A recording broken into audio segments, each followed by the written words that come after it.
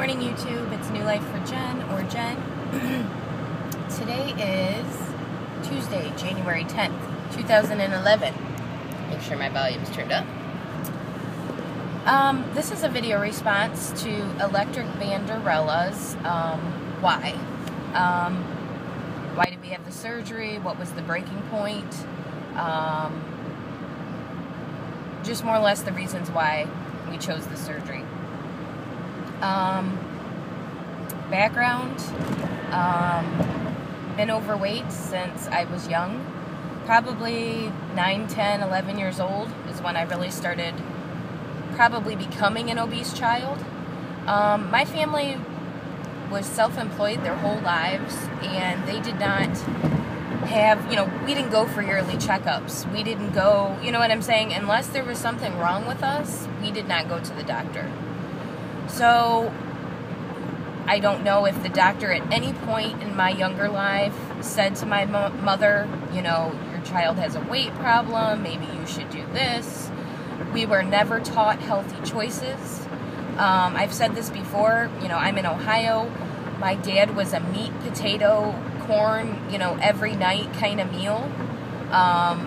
That's just how we grew up. We never were educated on healthy foods. We didn't even try vast varieties of foods. So that in itself led to me be probably in the 190s, 200s through high school. After high school, I had 2 children, went through a lot of crazy stress. I think I had gotten down to like 178, and that was like the lowest I had ever seen on a scale before, ever. Because in high school, I just didn't weigh myself.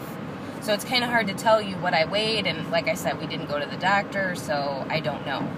But, and as the years crept up, I'm probably gained 10 to 15 pounds, per kid, and then every year. And then in 2008, my mom was having severe headaches. No signs, and this falls along with the same thing that they still didn't go to the doctors.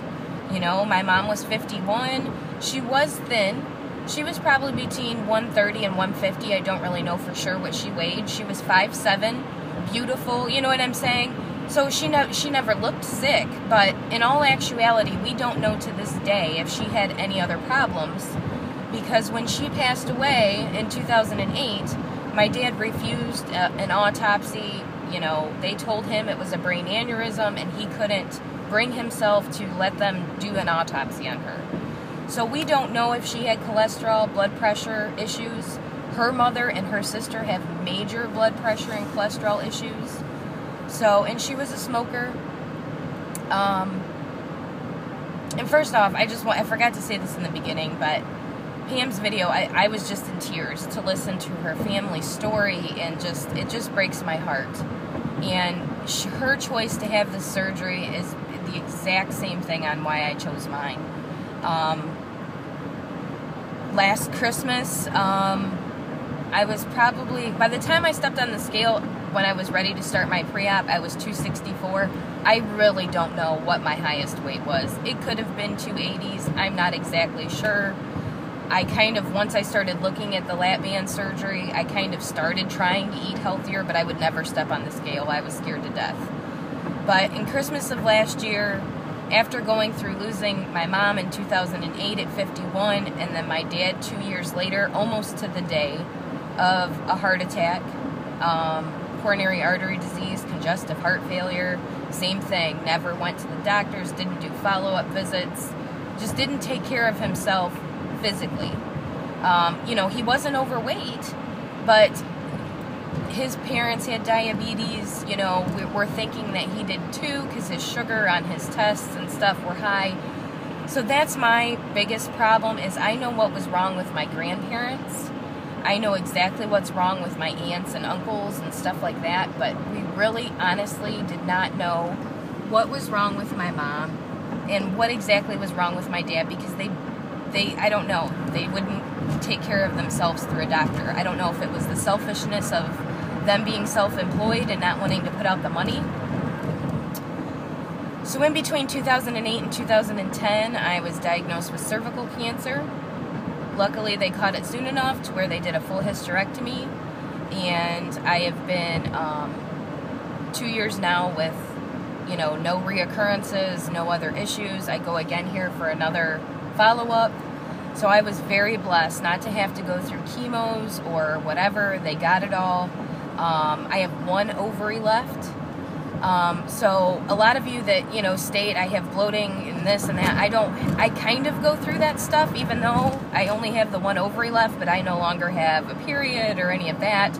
But your brain still makes you go through the hunger and the craving stuff. So I had that done, and then I had a gallbladder surgery and all this stuff between 2008 and last year. Well, actually not last year now, but 2010, medically with myself, and I felt like I was falling apart. I was on depression medicine, I was on Zoloft and all this junk because I couldn't get out of this mental crap that I just felt, and I didn't even realize till December of 2009 that it was weight related.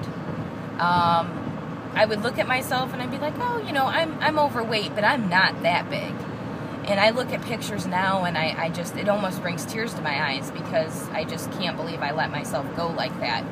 But so the loss of my parents and the multiple surgeries I had in a couple-year time frame led me to finally choose lapband in December of 2009. Or December of 2010, I'm sorry. Started looking, found out my husband's insurance wouldn't cover it, which was a big blow because to me, why wouldn't they help me with this surgery and save their company medically tons and tons of money? It just didn't make sense to me. And I kind of argued a little bit, and they're like, no, they're not covered. They don't cover any kind of bariatric treatments. If you have it done, you will not be covered after surgery. You will totally be a self-pay patient. And I got discouraged, and I was like, you know what, I have to figure this out. Started looking at, like, places in my area, how much they charged, and payment plans, and the bill was so tremendous, I couldn't feasibly work it into our financial, thing. And then I started looking at Mexico, and I researched, and the hours of videos on YouTube to help, it's just, this community has helped me more than anybody will know, because I didn't have beforehand all of the pre-op doctor, insurance, dietitian, psychologist tests. I didn't have all that. I had YouTube. You guys were my, all of those things. For Mexico, the only thing they made me do was fill out a questionnaire to see if I would even qualify to be, having it in that area. And, the blood work and stuff before surgery, that was it. And it was, $6,000 compared to 20, whatever it was up this way. And I could feasibly afford that. So, scheduled my surgery in January of 2010 and was banded on, 2011, sorry, my ears are screwed up. And I was banded on March 18th, 2011. And I can say now that this surgery is going to save my life. I wanted this surgery because I didn't want my children to have to bury me at 51 years old.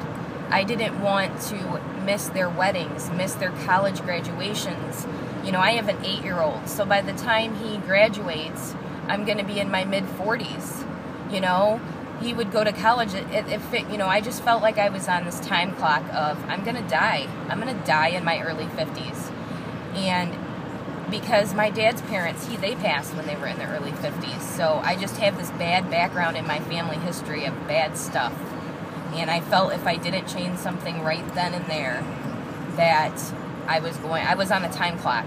And like I had 15 years left to live. And it was like, I've got to figure this out for my kids. I did it for my kids.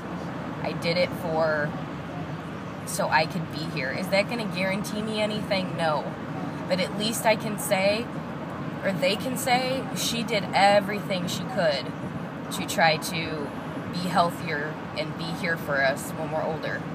You can't prevent everything from happening, but that's my why. And thank you guys so much for listening, and thank you, Pam, for doing the video. You guys have a good one.